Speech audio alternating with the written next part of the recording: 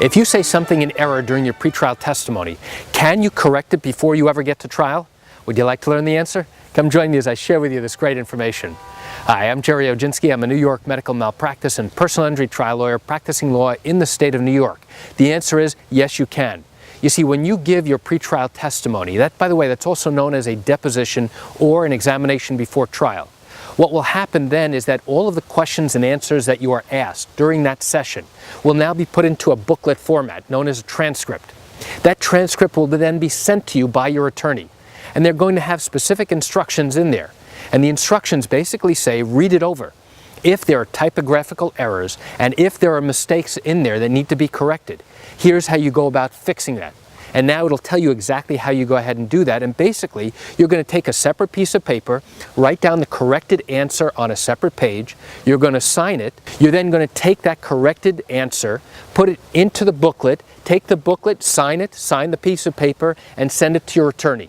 That is how you go ahead and correct something that you made a mistake during your pretrial testimony. So why do we do that? We do that so that now when you reach trial and you're asked the same question, now there's no longer an inconsistency between what you testified during your pretrial testimony and the answer that you gave at trial. Instead, there's now a correction. So the defense attorney cannot use that to show to the jury that there is a clear contradiction between the testimony you gave 2 years earlier and the testimony that you've given now at trial.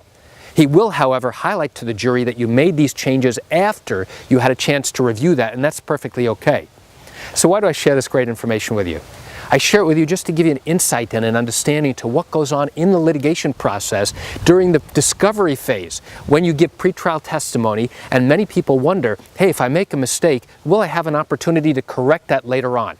The answer is yes, you will. You know, as always, if you have legal questions, what I encourage you to do is pick up the phone and call me. I can answer your legal questions. This is something I do every single day, and I'd love to talk to you.